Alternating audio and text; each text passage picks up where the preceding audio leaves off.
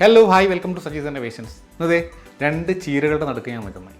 തമ്മിൽ കണ്ടപ്പോൾ മനസ്സിലായിട്ടുണ്ടാവും ഞാൻ എന്താ ഉണ്ടാക്കാൻ പോണേന്ന്. ഇതെൻ്റെ അടുക്കള തോട്ടത്തിലെ 2 ചീരച്ചെടികളാണ്.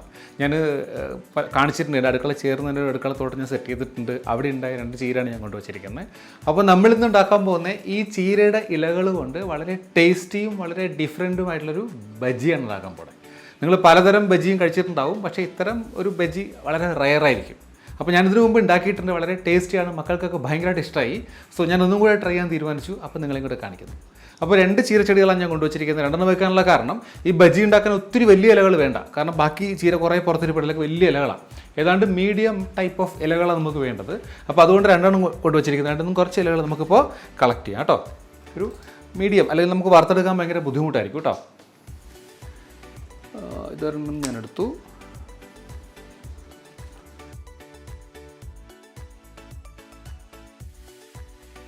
തണ്ട് ഉൾപ്പെടെ എടുക്കുന്നത് കേട്ടോ.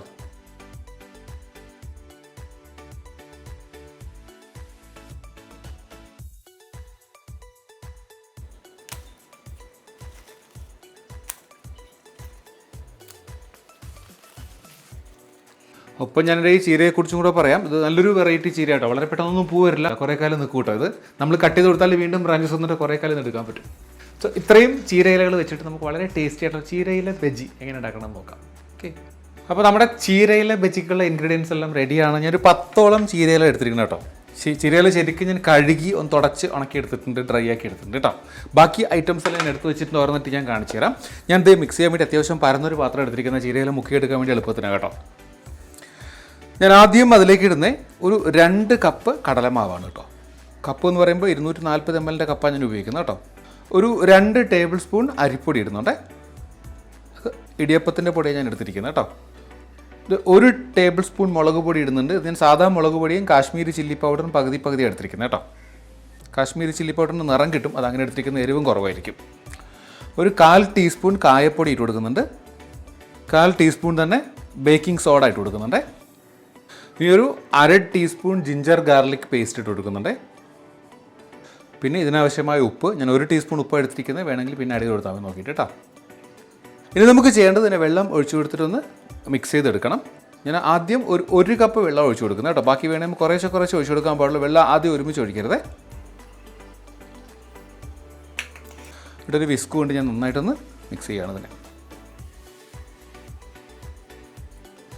നമ്മൾ ബജിക്ക് മിക്സ് ഉണ്ടാക്കുമ്പോഴത്തേക്ക് ഒത്തിരി വെള്ളം കൂടി പോകാനും പാടില്ല, ഒത്തിരി അങ്ങോട്ട് കുറയാനും പാടില്ല കേട്ടോ. എടുക്കുന്ന ഐറ്റം എന്താണോ അതിൻ്റെ പുറത്ത് കറക്റ്റ് പിടിച്ചിരിക്കത്തക്ക രീതിയിൽ വേണം നമ്മൾ വെള്ളം ചേർക്കാനേ. ഞാനൊരു 1 കപ്പും കൂടി എടുത്തിട്ട് നമുക്ക് കുറേശ്ശെ ഒഴിച്ചു കൊടുക്കാം കേട്ടോ. ഒരു 1/2 കപ്പ് കൂടെ ആദ്യം ഒഴിച്ചു കൊടുത്തു.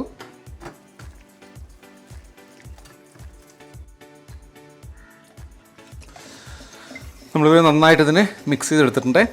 വിസ്ക് ഇല്ലെങ്കിൽ കൈ കൊണ്ട് ചെയ്താലും മതി കേട്ടോ, പെട്ടെന്ന് മിക്സായി കിട്ടും. ഇത് ഈ ഒരു കൺസിസ്റ്റൻസി, ഈ ഒരു പരുവാകുമ്പോൾ നിർത്താം കേട്ടോ. അപ്പോൾ ഇത് നമുക്കൊന്ന് മാറ്റി വയ്ക്കാം. നമ്മൾ എണ്ണ ചൂടാക്കുന്ന സമയം വരെ അതവിടെ റെസ്റ്റ് ചെയ്യട്ടെ. ഇപ്പോൾ ഞാൻ ഒരു പാനിൽ എണ്ണ ചൂടാക്കി വെച്ചിട്ടുണ്ട്. നമ്മുടെ മിക്സ് അവിടെ റെഡിയാണ്. നമ്മൾ ചെയ്യാൻ ഇനി ചീരയിൽ ഓരോന്നായിട്ട് ഈ മിക്സിലേക്ക് മുക്കിയെടുക്കാം കേട്ടോ.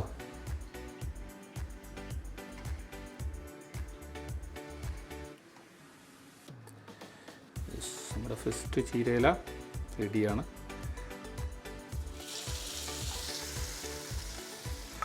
ഒന്ന് പൊള്ളി വരുന്നത്, നമ്മൾ സോഡാപ്പൊടിയൊക്കെ ഇട്ടുണ്ട് കേട്ടോ. നമുക്ക് പൊള്ളി വരണ്ടെങ്കിൽ സോഡാപ്പൊടിയുടെ ആവശ്യമില്ല കേട്ടോ. മറിച്ച് കൊടുക്കാം. ഇതൊരു ഹൈ ഫ്ലെയിമിൽ എണ്ണ ചൂടായതിന് ശേഷം പിന്നെ ഒരു മീഡിയം ടു ലോ ഫ്ലെയിമിൽ വെച്ച് കൊടുക്കാം കേട്ടോ. ഒന്ന് താഴ്ത്തി കൊടുക്കുക ഫ്ലെയിം, അല്ലെങ്കിൽ കരിഞ്ഞു പോകും പെട്ടെന്ന്.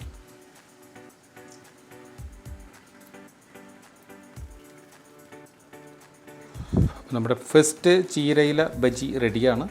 ഞാൻ തണ്ടിലിപ്പിച്ച് തൂക്കി നോക്കട്ടെ. യെസ്, ഞാൻ ടിഷ്യൂ പേപ്പറിലേക്ക് വെക്കുകയാണേ. ഇനി അടുത്തൊരെണ്ണം കൂടി ചെയ്യാം നമുക്ക്.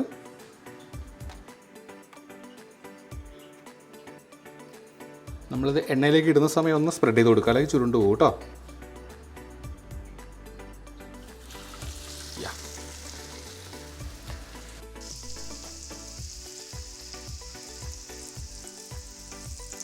ഇതിന് തണ്ടുള്ള കാരണം മറിച്ചിന് എളുപ്പം കേട്ടോ.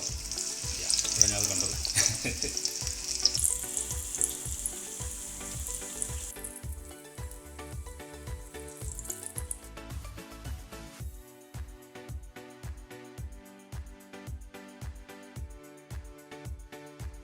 ഇത് ഒരെണ്ണം കൂടി ഇട്ട് കാണിക്കാം കേട്ടോ.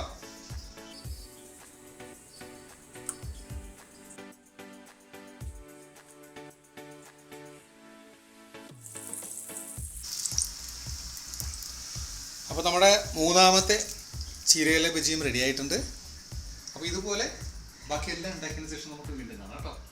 അപ്പോൾ നമ്മുടെ ചീരയില കൊണ്ടുള്ള കിടിലൻ ബജി ഇതേ അടിപൊളിയായിട്ട് ചീരയിലയുടെ ഷേപ്പിൽ തന്നെ ഉണ്ടാക്കി വെച്ചിട്ടുണ്ട്. പ്ലസ് ഞങ്ങളുടെ 4 പേരുടെ ചായ ഉണ്ടാക്കി വെച്ചിട്ടുണ്ട്. ഞങ്ങളുടെ ഈവനിങ് സ്നാക്കാട്ടോ ഇന്ന് നല്ല ക്രിസ്പി ആയിട്ട് വന്നിട്ടുണ്ട്. കണ്ടോ, ഇത് കടിച്ചോ കിട്ടണം കേട്ടോ.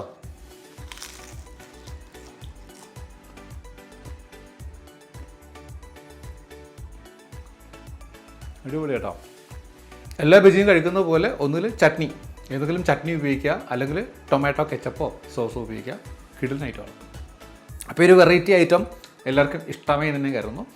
ഇഷ്ടമായെങ്കിൽ ഇതുവരെയും ചാനൽ സബ്സ്ക്രൈബ് ചെയ്യാതെയാണ് എൻ്റെ വീഡിയോ കാണുന്നതെങ്കിൽ ദയവായിട്ട് സബ്സ്ക്രൈബ് ചെയ്യുക, ലൈക്ക് ചെയ്യുക, ഷെയർ ചെയ്യുക. സോ മറ്റൊരു വീഡിയോ ആയിട്ട് വീണ്ടും കാണുന്നവരെ ബൈ ഫ്രം സജീസ് ഇന്നോവേഷൻസ്.